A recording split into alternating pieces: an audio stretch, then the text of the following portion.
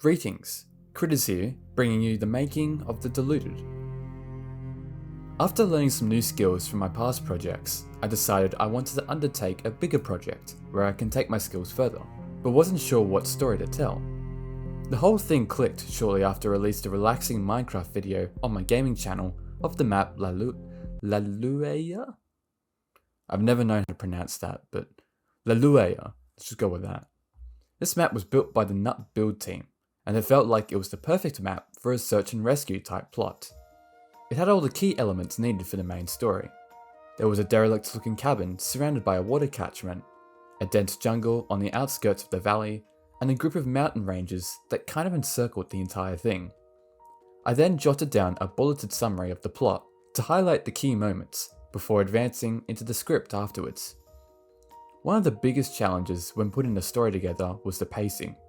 I wanted the pacing to be slower than normal, letting the viewer have time to absorb what's going on and slowly put the pieces together as the story progressed. Most of the animation needed to convey a strong sense of tension or a feeling of uneasiness throughout, another reason for which the pacing needed to be slower.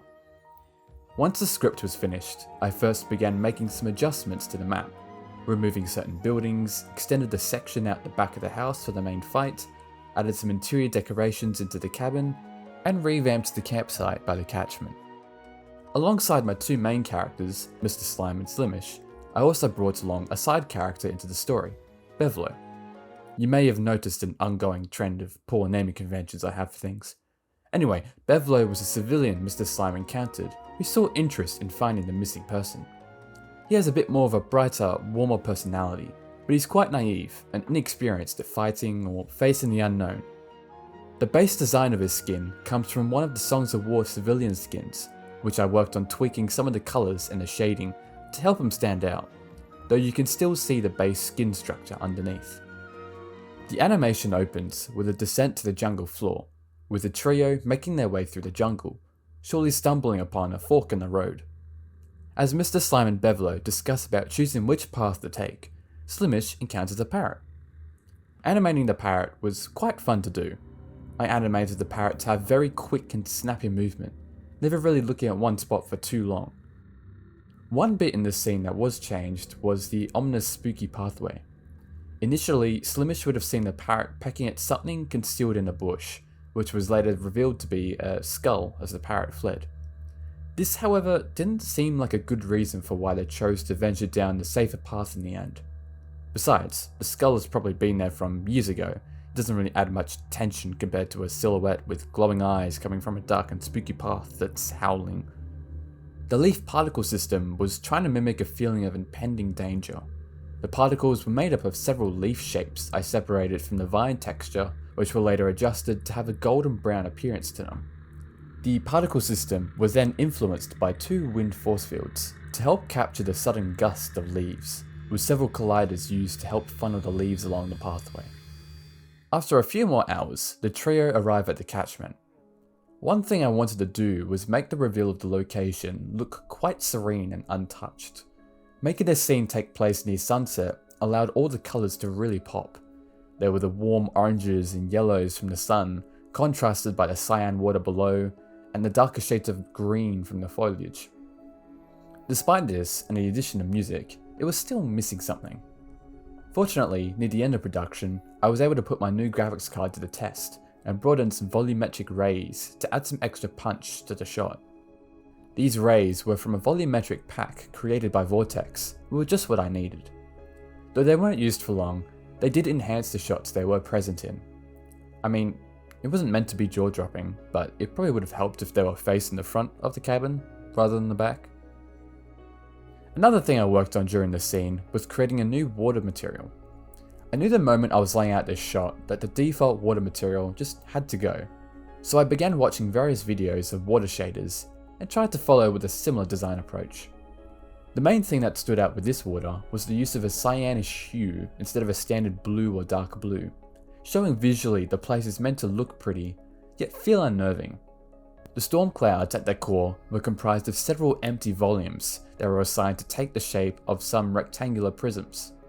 These clouds were then tweaked using a volume displacement modifier to appear a bit fluffier and more random. In the render, these looked great, but when played back, the clouds had all sorts of flickering problems from the volume. So I dialed the settings back a bit and tweaked them further to achieve the final result. There was another little moment in the scene that was cut about halfway through production. It was meant to show how empty and devoid of life this place is, despite it looking very peaceful. However, it just didn't flow well, and seemed like there was just some unnecessary tension for the sake of it. One of the things I wanted to explore more in this animation was lighting. In almost all my previous projects, lighting was usually glanced over with a sunlight, some ambient occlusion, and compositing to provide some contrast.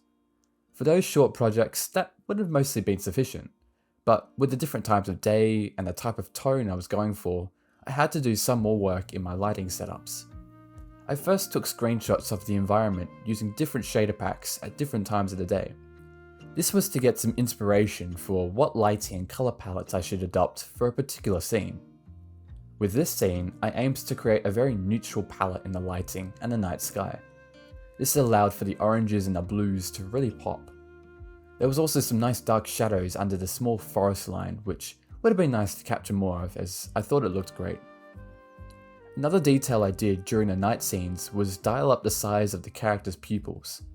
Since Mr. Slime and Slimish both have slightly larger eyes than a normal human, I figured it would look nice to show their eye dilation be amplified, even though it's a smaller detail. The missing parchment design was created using various elements. I created a skin for Goswin, rendered a profile shot of him, and laid that on top of the Minecraft map texture. Text was later overlaid for some added context, and I used different brushes in Photoshop to add different layers or brush strokes into the parchment, as well as erasing bits of text and the profile to help show it's aged a bit. All the different elements were tinted to a tan-like colour, and were further adjusted with various colour correction adjustments to create that old and battered look to the parchment. The parrot's demise. This is one of the main rewrites I did. Originally, the trio would have heard a stick being thrown into the water. They would investigate and see the stick being transformed or drowning. When it came to animating the scene, it felt like an "oh no, anyway" kind of scenario. So I decided for something more impactful, by bringing a parrot in and killing it. It's much easier to connect to a cute birdie boy that was seen earlier that just died over a stick. Because of the drowning process, I then had to create a drowned skin variant for the parrot. This was essentially a process of adding a mixture of cyan, green and bluey grey colours to the parrot's body to better help match the colour scheme the drowned use in game.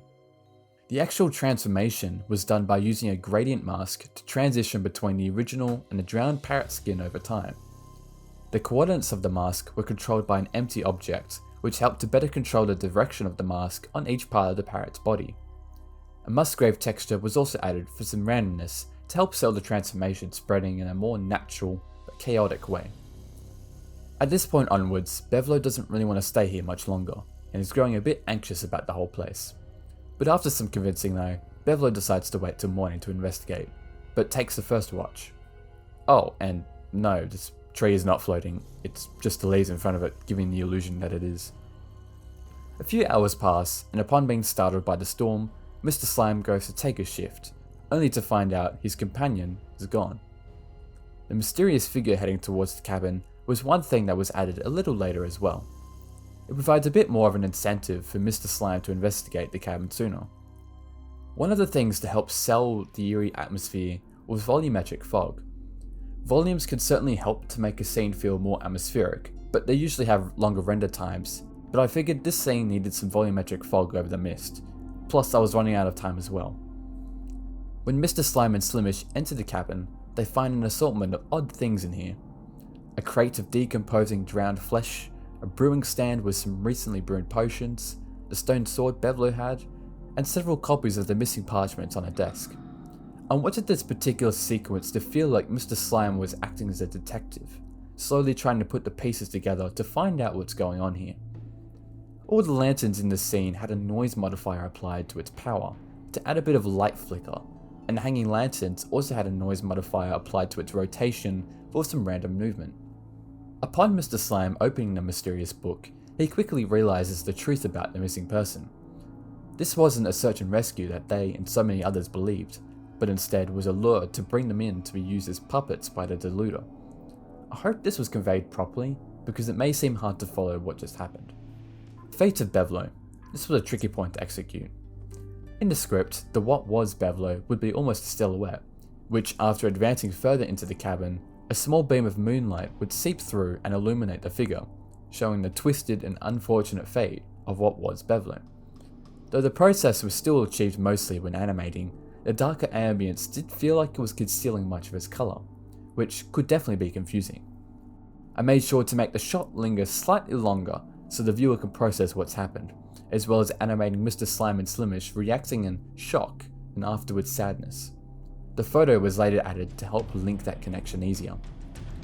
Like with the parrot earlier, I created a drowned variant of Bevlo, though I deviated a little away from the original colour scheme to be a bit darker to basically show how drenched he was, considering he was freshly turned and outside in the rain. The other drowned skins in this animation were sourced from Skindex and Planet Minecraft, which helped to add some variety. Now, surrounded from all sides, the Deluded comes into play. You know, the Deluded sounds like a much cooler name thinking about it than the one I made up. The Skeleton Druid is what I called it, was the one who orchestrated this whole search and rescue. By distributing several forged parchments to nearby regions, it has lured travellers and adventurers to its domain, and after remaining undisturbed for some time, has turned them into its soulless minions, slowly building an army of its own, unbeknownst to the outside world. The intention originally was to go for a druid type antagonist, but I kind of thought a traditional druid may not have worked in this particular scenario, so I decided to go for a water druid, even though it's more of a necromancer than a water druid at this point. I browsed through some different skin designs of skeletal water druids and began work on creating my own design from scratch. I initially tried creating this skin for the skeleton mobs in game, but there were several problems whenever the skin was applied, so I made it for the normal player skin and removed sections to show it was more like a skeleton. Despite the issues I had, I'm quite happy with the result of the skin. If the skeleton druid was a sorcerer of some kind, I needed to give it something easily identifiable. The staff was one of the first things I worked on in production.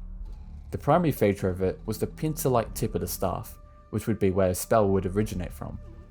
I made the staff have a prismarine look to the staff head, to help make it look a little more unique, and feel more aquatic in a sense.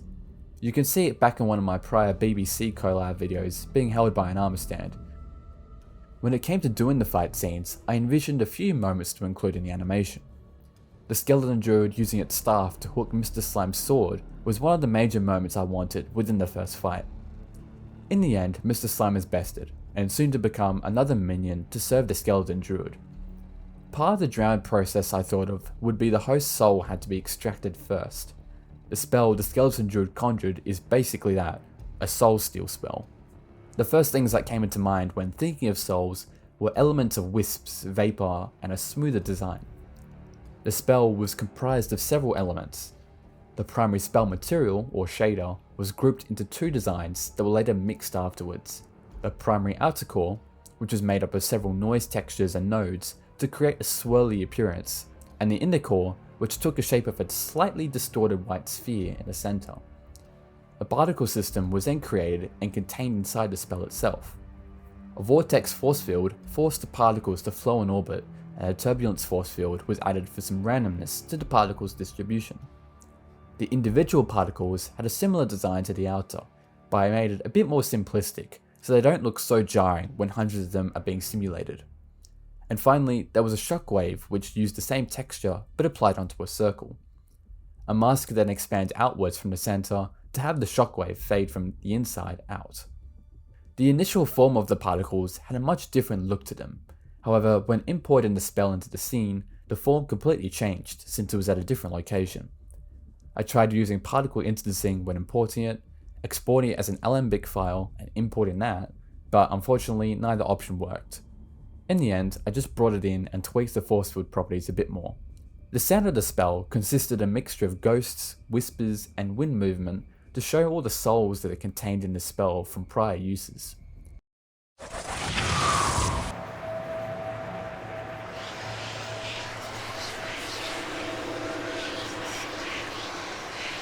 At this point, it seems like Mr. Slime's fate is sealed, but an unexpected character saves him.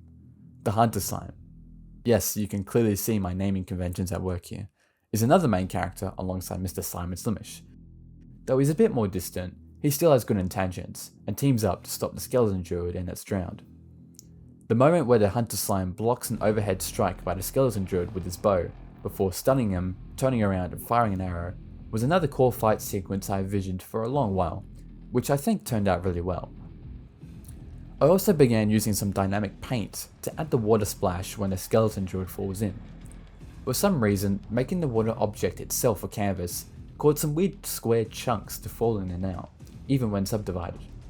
The solution, fortunately, was much easier than I expected, which was just creating a giant 2D plane that matched the side of the lake, used the boolean intersect modifier so the plane took the same form as the lake, subdivided that, and finally reapplied the wave paint onto the new plane, which worked. With the final blow from Hunter Slime, the skeleton druid is defeated.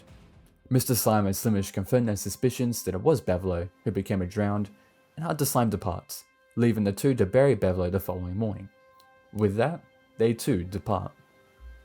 Once the animation was done, I put all the sound and music together, created a thumbnail, and wrapped it all up. And that concludes most things involved in the making of the Deluded. Overall, I think it was a good opportunity to experiment around with, as well as honing my desired skills from previous projects. If you have any further questions or queries about the production, leave them down in the comments, and I'll do my best to answer. Now with the Deluded wrapped up, I'm going to work on some smaller projects for a little while, before attempting another project that's comparable to this. Thank you for watching, and until next time.